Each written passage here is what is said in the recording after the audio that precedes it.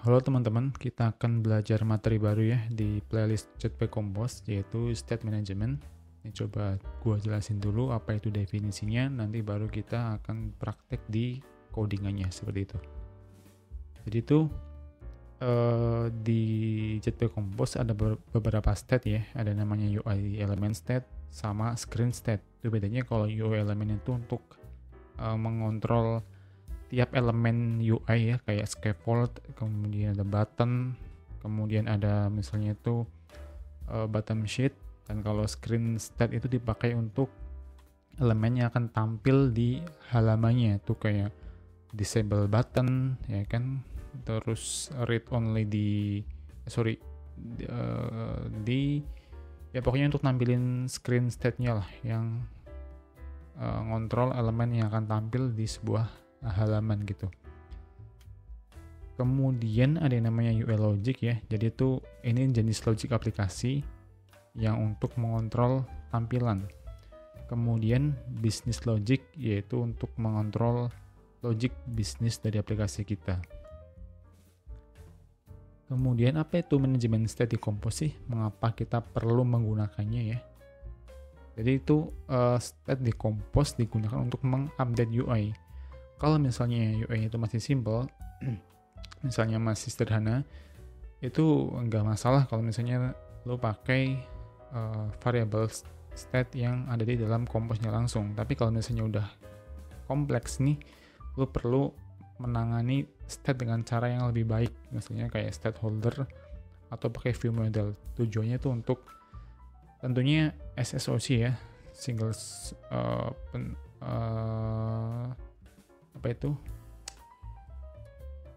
pembagian tugas lah intinya. Jadi ada yang namanya Compose itu untuk nampilin UI-nya, dan class state-nya itu untuk mengontrol state-nya seperti itu, biar lebih gampang di maintain ya kan, gampang dipelajari dan gampang untuk dibaca kodenya.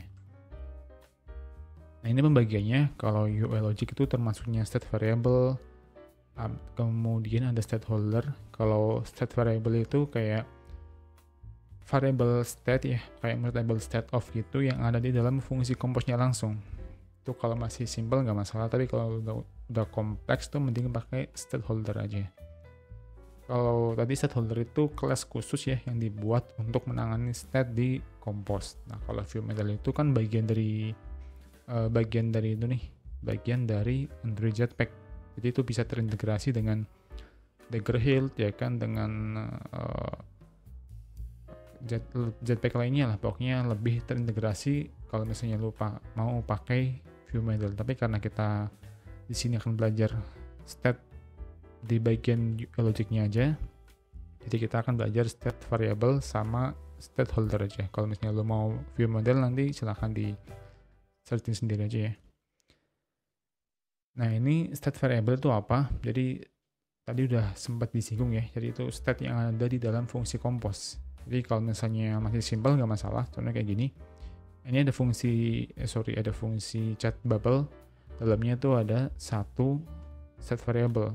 Ini dipakai untuk menangani on click ini. Jadi kalau misalnya ini false ya, ini jadi true, nanti tag-nya akan tampil. Nah, ini akan mengupdate UI-nya sesuai dengan karakteristik dari aplikasi Compose-nya ya. Nah, ada namanya state holder, jadi kelas khusus yang dibuat untuk menangani UI element sama UI logic. Jadi memang fungsinya itu khusus untuk menangani state gitu. Contohnya kayak gini, lu ada kelas app state ya, dalamnya ada satu variable Compose tentunya, dan di sini kita tinggal pakai aja tentunya dengan menggunakan konstruktor gini. Kita bikin variable dan kita inherit ke kelasnya. Kita tinggal pakai variable ini di dalam fungsi Compose kita. Ini lebih bersih karena di dalam Compose-nya itu nggak ada variable yang mengubah state-nya. Jadi udah dihandle sama kelas lain gitu. Nah kalau view model itu tadi ya, dia itu adalah bagian dari Android Jetpack dan udah terintegrasi sama library Jetpack lainnya. Jadi kalau misalnya lu udah kebiasa nih pakai library Jetpack kayak Dagger Hill gitu, mending pakai view model aja karena lebih gampang harusnya, cuman karena di sini biar lebih simple dan lebih cepat, jadi gue akan pakai state holder aja. Ini contoh dari screenshotnya. Ini ada satu view model ya, dan beberapa komponen di dalamnya. Kita tinggal pakai nih, tentunya di inisialisasi dulu di dalam konstruktornya. Tinggal dipakai view model .con misalnya, dan value-nya apa. Ini contoh dari view modelnya.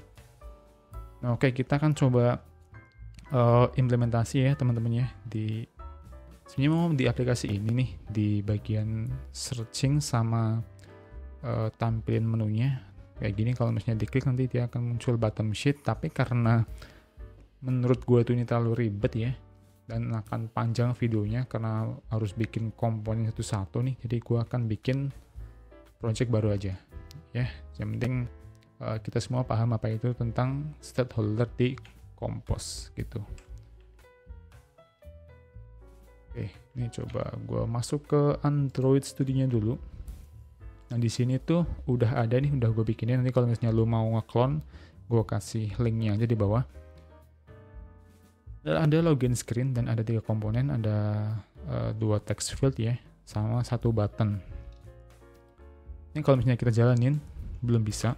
Itu karena kita menggunakan variabel biasa, bukan variabel yang bisa di observe oleh si Compose. Jadi pertama-tama kita harus mengubahnya ini menjadi variabel yang bisa di observe, yang bisa diamati perubahannya oleh si Compose. Caranya dengan kita ganti ya, sebentar, ini dipakai oleh si outline email ini nih.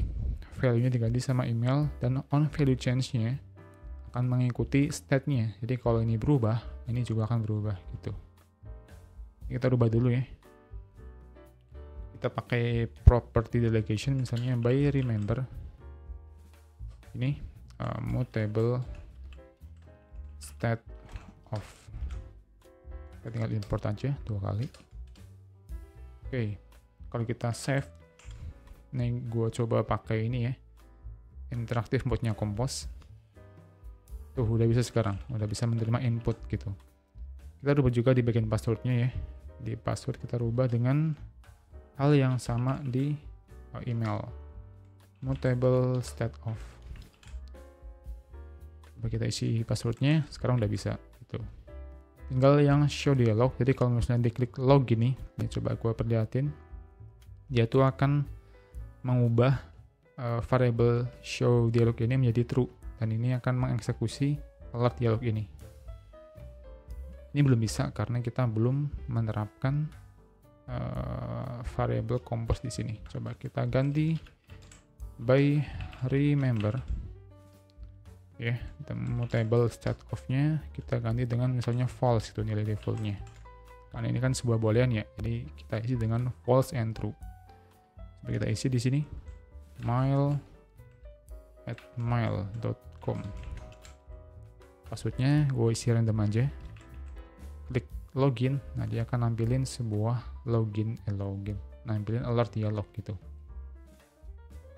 Nah, ini contoh dari variable Compose ya, variable yang ada di dalam fungsi Compose-nya. Kita akan coba rubah nih ke dalam state variable, state holder. Untuk itu coba kita bikin di sini ya, gua bikin package baru aja, namanya misalnya state gitu. Dalamnya kita coba bikin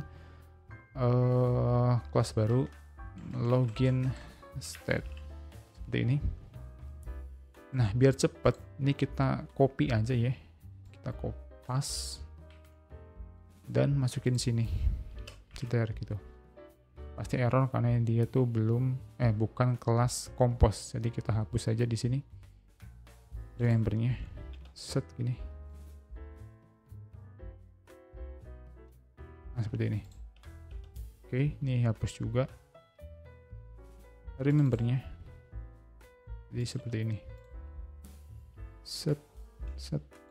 Oke, ini udah kita coba bikin. Nah, dalamnya kita bikin konstruktor nih, misalnya init input gitu ya, bertipe string, dan init alert gitu, bertipe boolean. Coba gue masukin sini init input gitu. Ini kita biar lebih dinamis ya. init input sama diganti false-nya init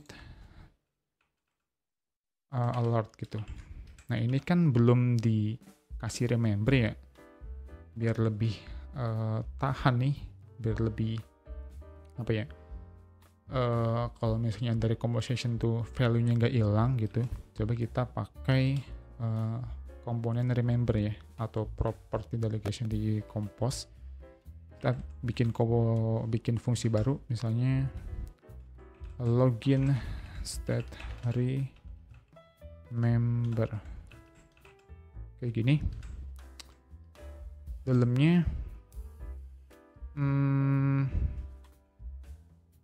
nah coba kita ini dulu deh, login state gitu, dan dia akan ngembaliin return gitu ya, remember langsung return remember dari login state gini. Error gak nih? Coba ini kita hapus aja, ganti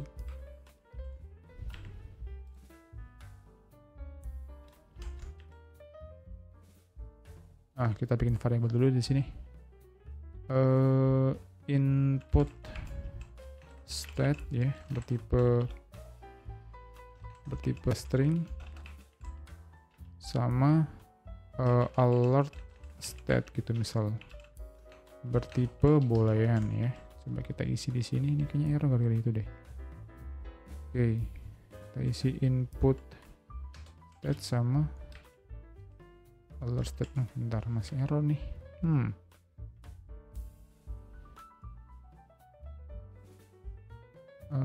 Ikut login state. Sebentar nih, kita hapus dulu deh. Oke. Remember login state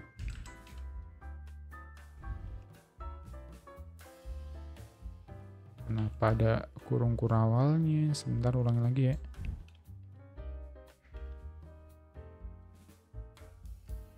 Kayak gini deh, login state. Oke, ini perlu apa nih? Ini dia tuh perlu input state sama alert.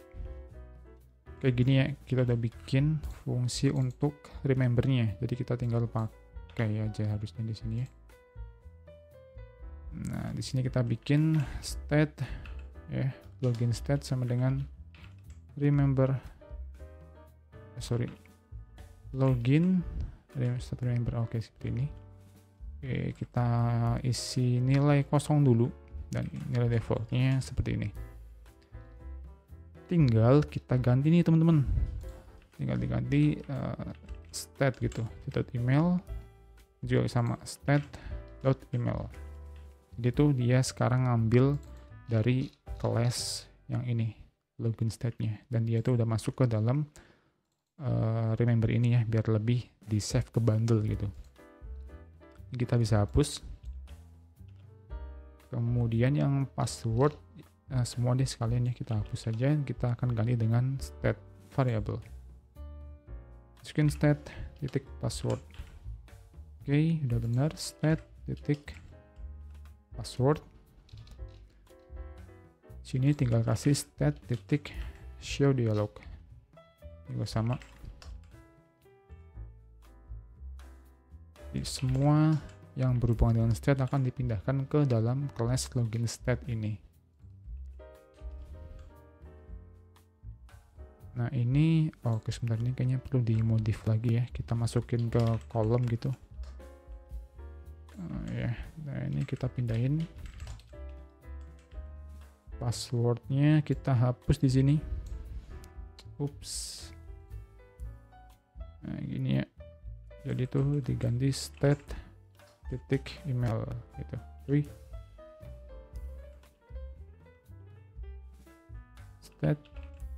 State titik email. Oke. Sini passwordnya, ini email kita hapus. Ini state titik password. State titik password.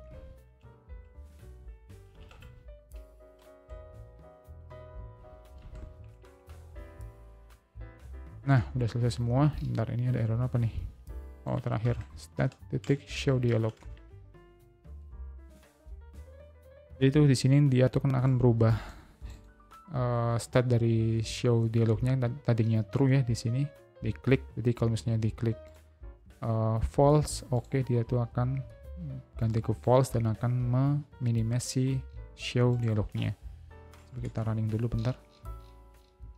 Ini kita bersihin ya untuk importnya, dan ini coba kita isiin mail@email.com, passwordnya gue isiin sembarang aja, login, dan akan menampilkan sebuah alert dialog.